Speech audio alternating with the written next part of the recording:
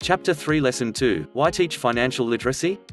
In 1990, my best friend, Mike, took over his father's empire and is, in fact, doing a better job than his dad did. We see each other once or twice a year on the golf course. He and his wife are wealthier than you could imagine. Rich Dad's empire is in great hands, and Mike is now grooming his son to take his place, as his dad had groomed us. In 1994, I retired at the age of 47, and my wife, Kim, was 37.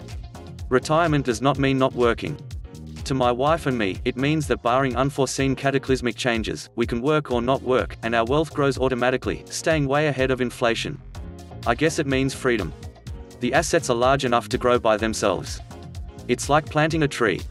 You water it for years and then one day it doesn't need you anymore.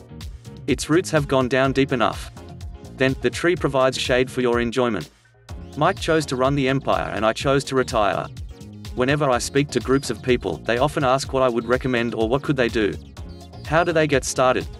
Is there a good book I would recommend? What should they do to prepare their children? What is the secret to success? How do I make millions? I am always reminded of this article one was once given. It goes as follows. The richest businessmen in 1923, a group of our greatest leaders and richest businessmen held a meeting at the Edgewater Beach Hotel in Chicago. Among them were Charles Schwab, head of the largest independent steel company, Samuel Steel, president of the world's largest utility, Howard Hopson, head of the largest gas company, Eva Kruger, president of the International Match Co., one of the world's largest companies at that time, Leon Frazier, president of the Bank of International Settlements, Richard Whitney, president of the New York Stock Exchange, Arthur Cotton and Jesse Livermore, two of the biggest stock speculators, and Albert Fall, a member of President Harding's cabinet. 25 years later, 9 of them, those listed above, ended as follows. Schwab died penniless after living for 5 years on borrowed money. Steel died broke living in a foreign land. Kruger and Cotton also died broke. Hopson went insane. Whitney and Albert Fall were just released from prison. Fraser and Livermore committed suicide. I doubt if anyone can say what really happened to these men.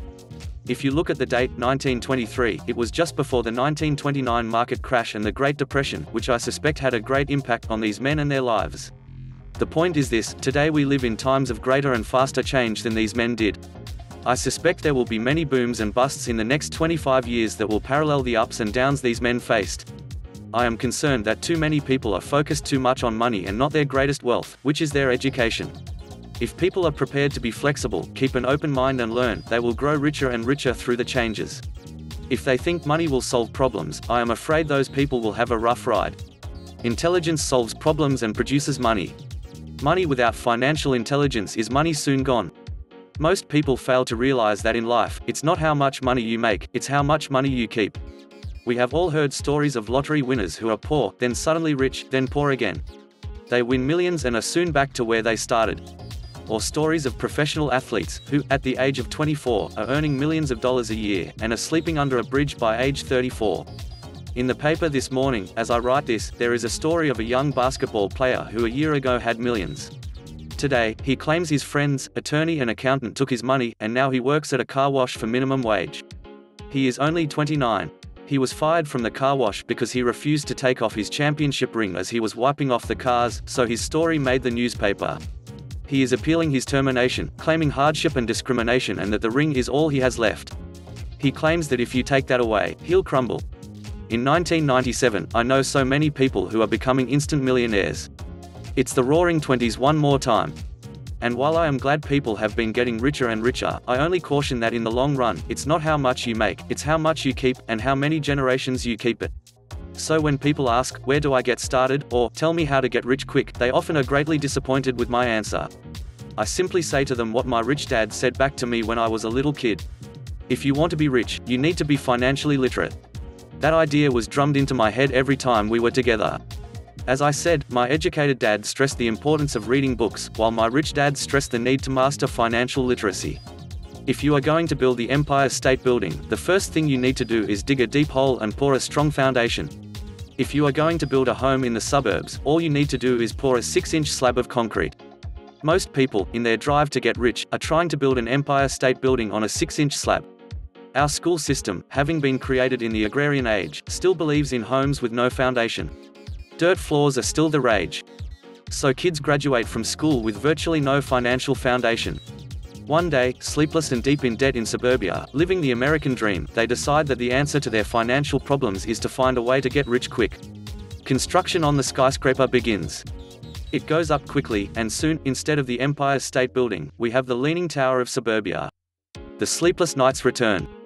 As for Mike and me in our adult years, both of our choices were possible because we were taught to pour a strong financial foundation when we were just kids. Now, accounting is possibly the most boring subject in the world. It also could be the most confusing.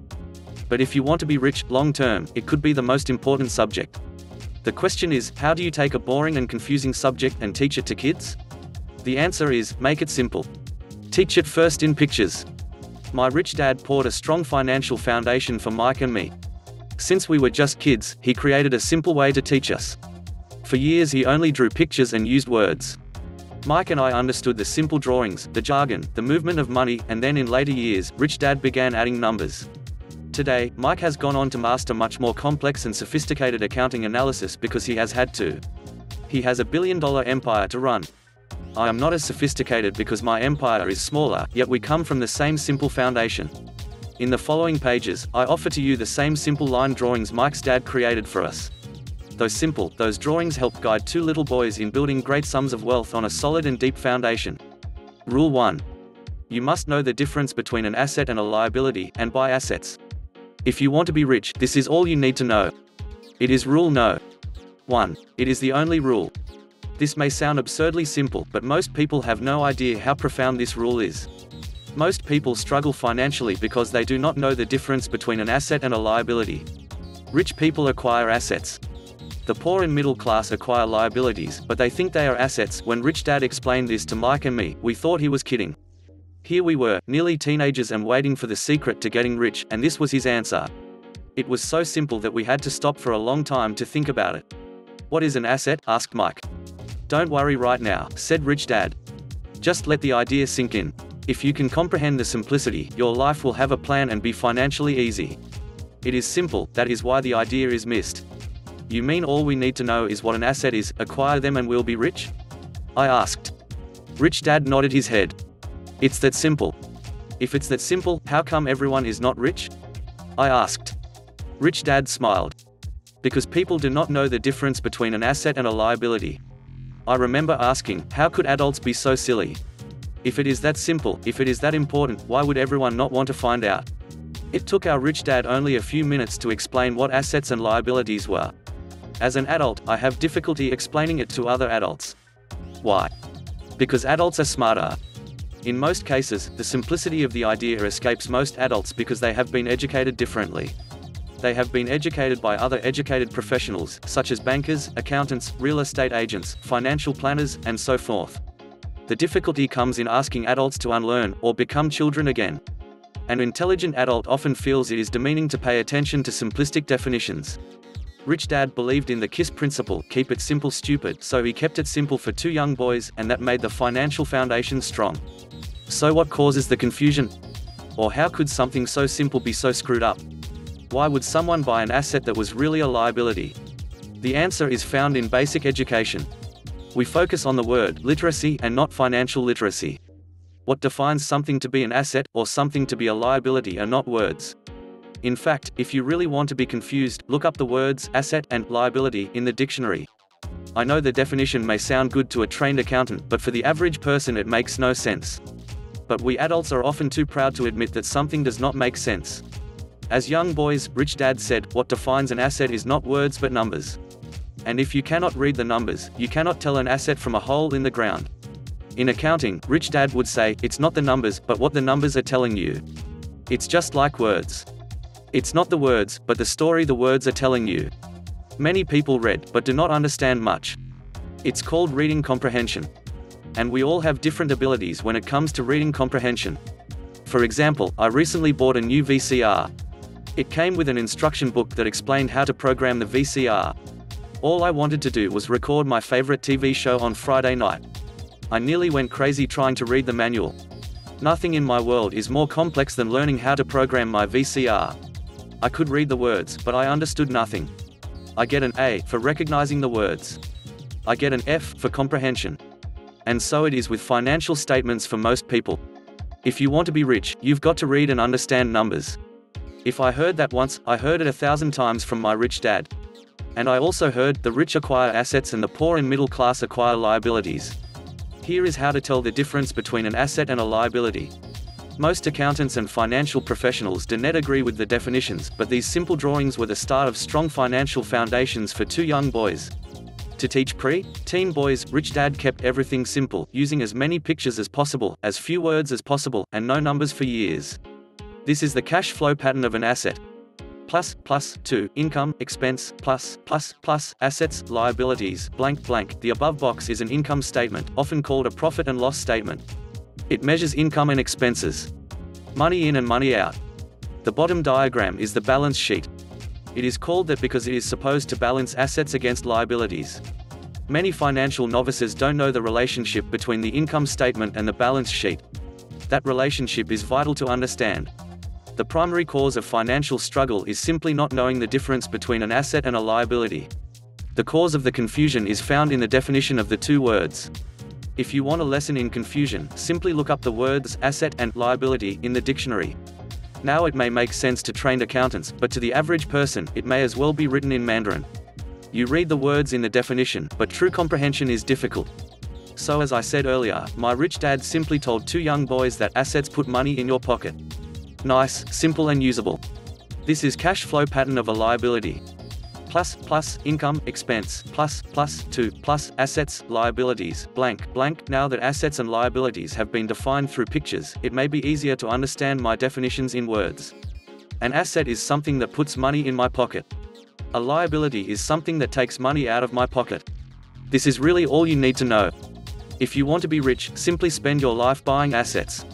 If you want to be poor or middle class, spend your life buying liabilities. It's not knowing the difference that causes most of the financial struggle in the real world.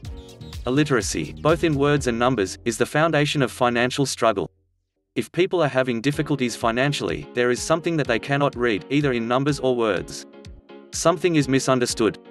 The rich are rich because they are more literate in different areas than people who struggle financially.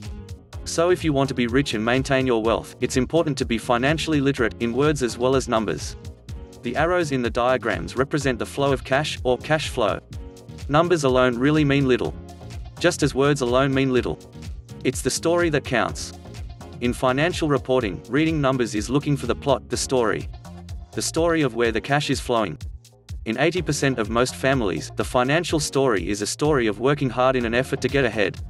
Not because they don't make money, but because they spend their lives buying liabilities instead of assets. For instance, this is the cash flow pattern of a poor person, or a young person still at home. Job, provides income, to expenses, taxes, food, rent, clothes, fund, transportation, asset, none, liability, none. This is the cash flow pattern of a person in the middle class. Job, provides income, to expenses, taxes, food, mortgage, clothes, fund, transportation, asset, none, liability, mortgage, consumer loans, credit cards. This is the cash flow pattern of a wealthy person. Assets, stocks, bonds, notes, real estate, intellectual property. To income, dividends, interest, rental income, royalties, liabilities, none. All of these diagrams were obviously oversimplified. Everyone has living expenses, the need for food, shelter and clothing. The diagrams show the flow of cash through a poor, middle class or wealthy person's life. It is the cash flow that tells the story. It is the story of how a person handles their money, what they do after they get the money in their hand. The reason I started with the story of the richest men in America is to illustrate the flaw in the thinking of so many people. The flaw is that money will solve all problems. That is why I cringe whenever one hear people ask me how to get rich quicker. Or where do they start? I often hear, I'm in debt so I need to make more money. But more money will often not solve the problem. In fact, it may actually accelerate the problem.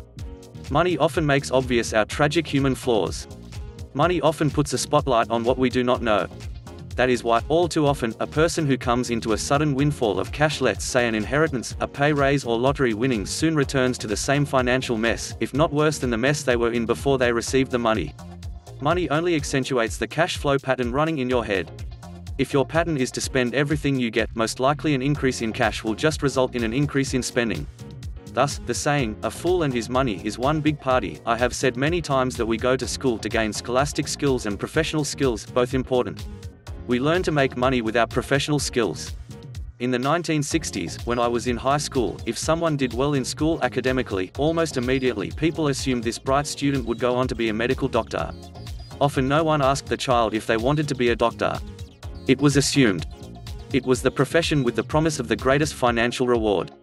Today, doctors are facing financial challenges I would not wish on my worst enemy: insurance companies taking control of the business, managed healthcare, government intervention, and malpractice suits, to name a few. Today, kids want to be basketball stars, golfers like Tiger Woods, computer nerds, movie star, rock stars, beauty queens, or traders on Wall Street. Simply because that is where the fame, money and prestige is. That is the reason it is so hard to motivate kids in school today. They know that professional success is no longer solely linked to academic success, as it once was. Because students leave school without financial skills, millions of educated people pursue their profession successfully, but later find themselves struggling financially. They work harder, but don't get ahead. What is missing from their education is not how to make money, but how to spend money, what to do after you make it. It's called financial aptitude: what you do with the money once you make it, how to keep people from taking it from you, how long you keep it, and how hard that money works for you. Most people cannot tell why they struggle financially because they don't understand cash flow. A person can be highly educated, professionally successful and financially illiterate. These people often work harder than they need to because they learned how to work hard, but not how to have their money work for them. The story of Bo, the quest for a financial dream, turns into a financial nightmare. The moving picture show of hardworking people has a set pattern. Recently married, the happy, highly educated young couple move in together, in one of their cramped rented apartments. Immediately, they realize that they are saving money because two can live as cheaply as one. The problem is, the apartment is cramped. They decide to save money to buy their dream home so they can have kids. They now have two incomes, and they begin to focus on their careers. Their incomes begin to increase. As their incomes go up, their expenses go up as well. The no. One expense for most people is taxes. Many people think it's income tax, but for most Americans their highest tax is Social Security. As an employee, it appears as if the Social Security tax combined with the Medicare tax rate is roughly 7.5%, but it's really 15% since the employer must match the Social Security amount. In essence, it is money the employer cannot pay you. On top of that, you still have to pay income tax on the amount deducted from your wages for Social Security tax, income you never received because it went directly to Social Security through withholding. Then, their liabilities go up. This is best demonstrated by going back to the young couple. As a result of their incomes going up, they decide to go out and buy the house of their dreams. Once in their house, they have a new tax, called property tax. Then, they buy a new car, new furniture and new appliances to match their new house. All of a sudden, they wake up and their liabilities column is full of mortgage debt and credit card debt. They're now trapped in the rat race. A child comes along. They work harder. The process repeats itself. More money and higher taxes, also called bracket creep. A credit card comes in the mail. They use it. It maxes out. A loan company calls and says their greatest asset, their home, has appreciated in value. The company offers a bill consolidation loan because their credit is so good, and tells them the intelligent thing to do is clear off the high-interest consumer debt by paying off their credit card. And besides, interest on their home is a tax deduction. They go for it, and pay off those high-interest credit cards. They breathe a sigh of relief. Their credit cards are paid off. They've now folded their consumer debt into their home mortgage. Their payments go down because they extend their debt over 30 years. It is the smart thing to do. Their neighbor calls to invite them to go shopping. The Memorial Day sale is on. A chance to save some money. They say to themselves, I won't buy anything. I'll just go look. But just in case they find something, they tuck that clean credit card inside their wallet. I run into this young couple all the time. Their names change, but their financial dilemma is the same. They come to one of my talks to hear what I have to say. They ask me, can you tell us how to make more money? Their spending habits have caused them to seek more income. They don't even know that the trouble is really how they choose to spend the money they do have, and that is the real cause of their financial struggle. It is caused by financial illiteracy and not understanding the difference between an asset and a liability. More money seldom solves someone's money problems. Intelligence solves problems. There is a saying a friend of mine says over and over to people in debt. If you find you have dug yourself into a hole, stop digging. As a child, my dad often told us that the Japanese were aware of three powers: the power of the sword, the jewel and the mirror. The sword symbolizes the power of weapons. America has spent trillions of dollars on weapons and, because of this, is the supreme military presence in the world. The jewel symbolizes the power of money. There is some degree of truth to the saying, remember the golden rule. He who has the gold makes the rules. The mirror symbolizes the power of self-knowledge. This self-knowledge, according to Japanese legend, was the most treasured of the three. The poor and middle class all often allow the power of money to control them. By simply getting up and working harder, failing to ask themselves if what they do makes sense, they shoot themselves in the foot as they leave for work every morning. By not fully understanding Nayani, the vast majority of people allow the awesome power of money to control them. The power of money is used against them. If they used the power of the mirror, they would have asked themselves, does this make sense? All too often, instead of trusting their inner wisdom, that genius inside of them, most people go along with the crowd. They do things because everybody else does it. They conform rather than question. Often, they mindlessly repeat what they have been told. Ideas such as diversify or your home is an asset. Your home is your biggest investment. You get a tax break for going into greater debt. Get a safe job. Don't make mistakes. Don't take risks. It is said that the fear of public speaking is a fear greater than death for most people. According to psychiatrists, the fear of public speaking is caused by the fear of ostracism, the fear of standing out, the fear of criticism, the fear of ridicule, the fear of being an outcast. The fear of being different prevents most people from seeking new ways to solve their problems. That is why my educated dad said the Japanese valued the power of the mirror the most, for it is only when we as humans look into the mirror do we find truth. And the main reason that most people say, play it safe one, is out of fear. That goes for anything, be it sports, relationships, career, money. It is that same fear, the fear of ostracism, that causes people to conform and not question commonly accepted opinions or popular trends. Your home is an asset. Get a bill consolidation loan and get out of debt.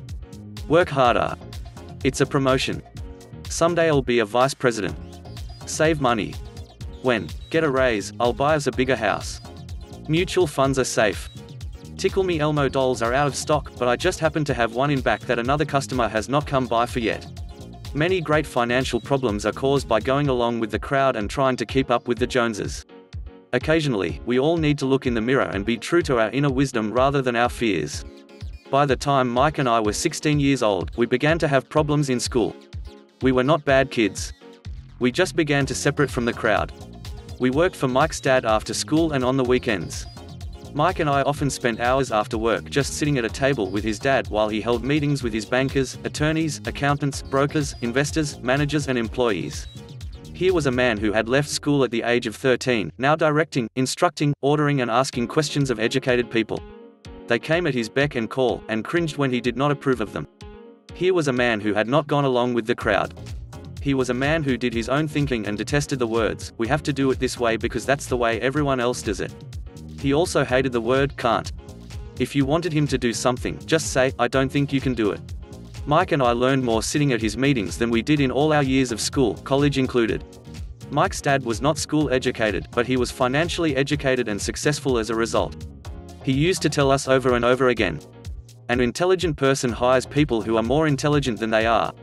So Mike and I had the benefit of spending hours listening to and, in the process, learning from intelligent people. But because of this, both Mike and I just could not go along with the standard dogma that our teachers preached, and that caused the problems. Whenever the teacher said, if you don't get good grades, you won't do well in the real world, Mike and I just raised our eyebrows.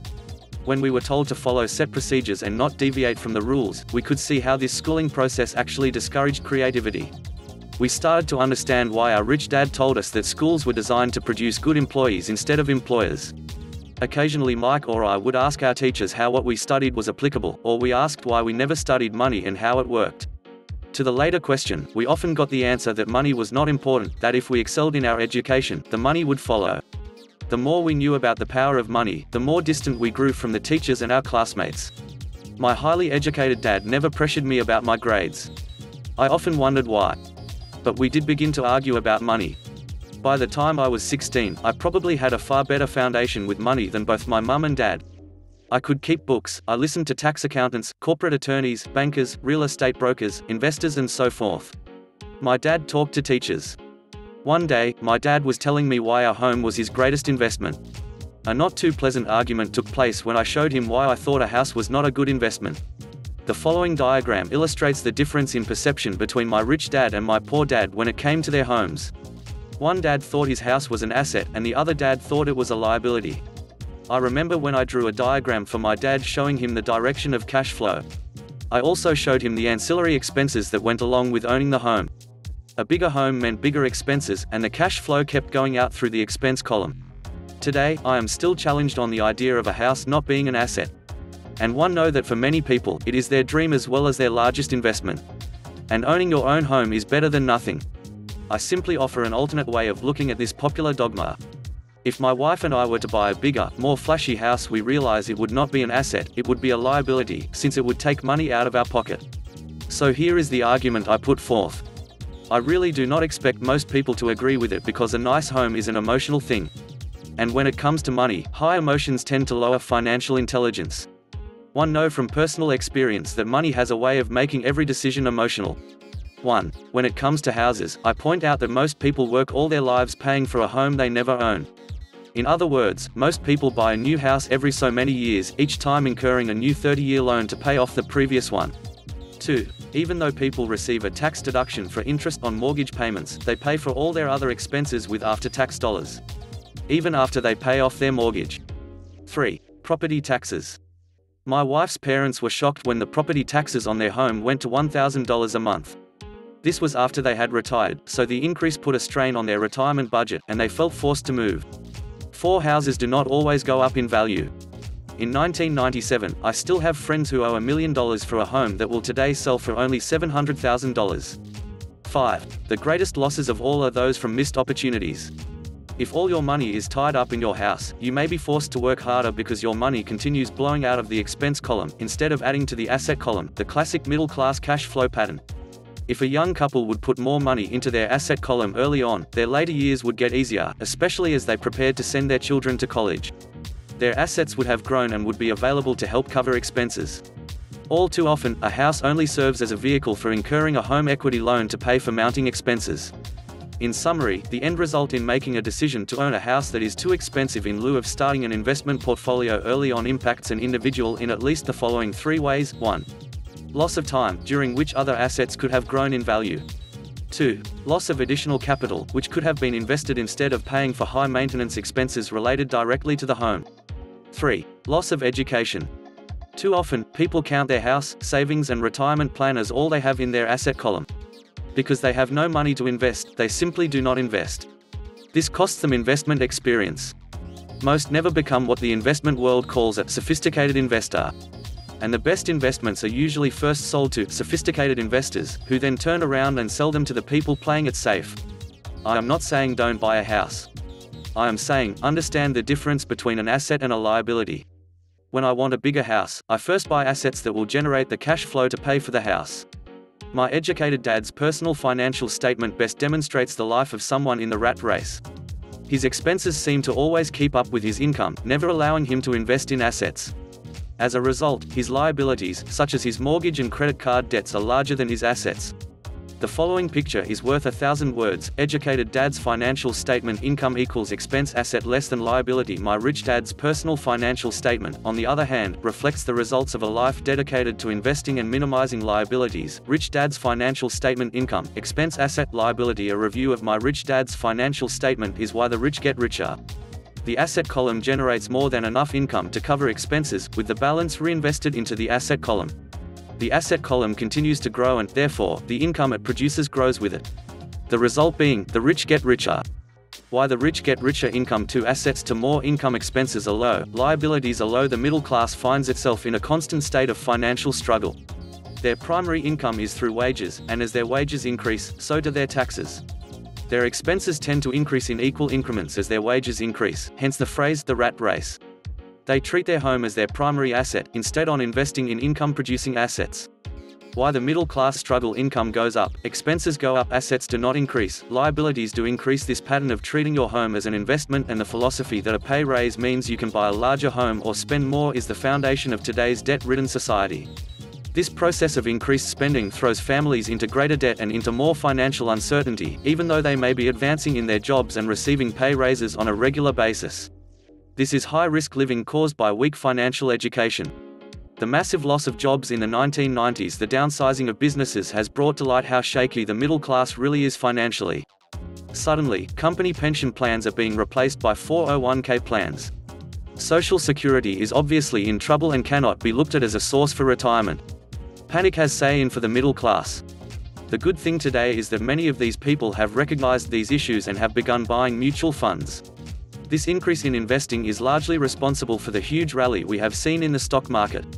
Today, there are more and more mutual funds being created to answer the demand by the middle class. Mutual funds are popular because they represent safety. Average mutual fund buyers are too busy working to pay taxes and mortgages, save for their children's college and pay off credit cards. They do not have time to study to learn how to invest, so they rely on the expertise of the manager of a mutual fund. Also, because the mutual fund includes many different types of investments, they feel their money is safer because II is diversified. This group of educated middle class subscribes to the diversify dogma put out by mutual fund brokers and financial planners. Play it safe. Avoid risk. The real tragedy is that the lack of early financial education is what creates the risk faced by average middle class people. The reason they have to play it safe is because their financial positions are tenuous at best. Their balance sheets are not balanced.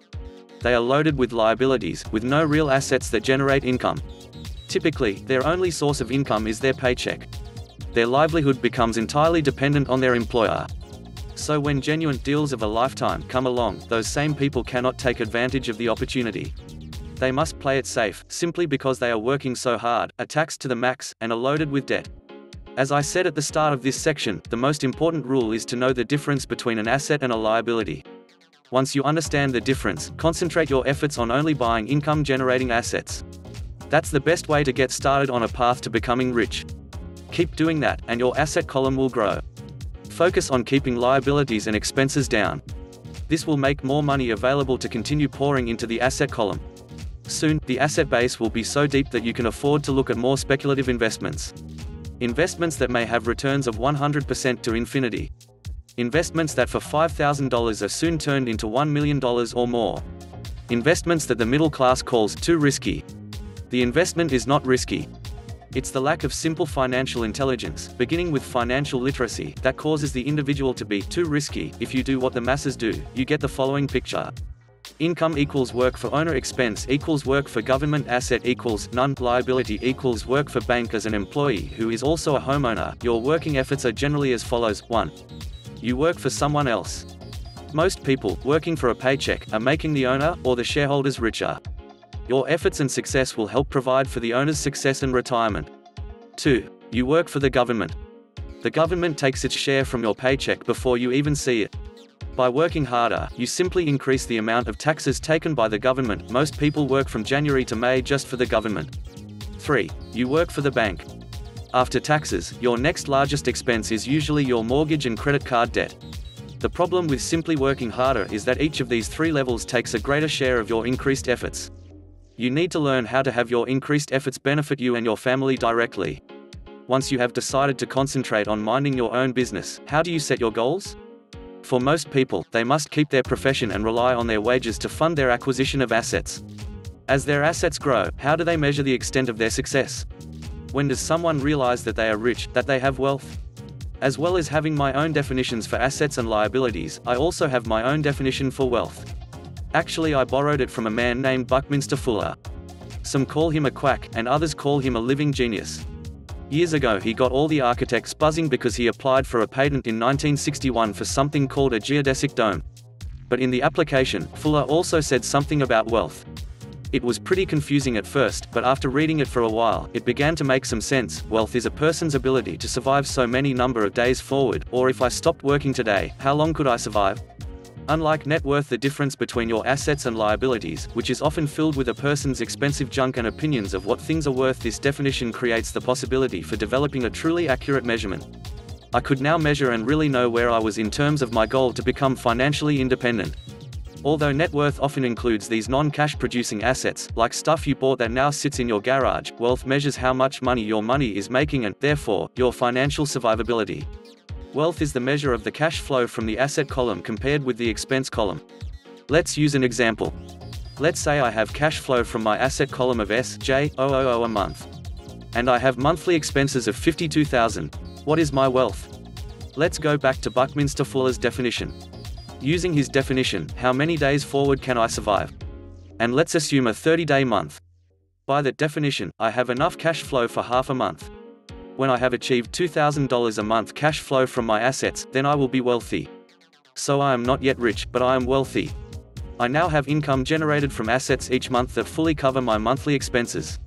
If I want to increase my expenses, I first must increase my cash flow from assets to maintain this level of wealth. Take notice that it is at this point that I no longer am dependent on my wages. I have focused on and been successful in building an asset column that has made me financially independent. If I quit my job today, I would be able to cover my monthly expenses with the cash flow from my assets. My next goal would be to have the excess cash flow from my assets reinvested into the asset column. The more money that goes into my asset column, the more my asset column grows. The more my assets grow, the more my cash flow grows. And as long as I keep my expenses less than the cash flow from these assets, I will grow richer, with more and more income from sources other than my physical labor. As this reinvestment process continues, I am well on my way to being rich. The actual definition of rich is in the eye of the beholder. You can never be too rich. Just remember this simple observation: the rich buy assets. The poor only have expenses. The middle class buys liabilities they think are assets. So how do I start minding my own business? What is the answer? Listen to the founder of McDonald's.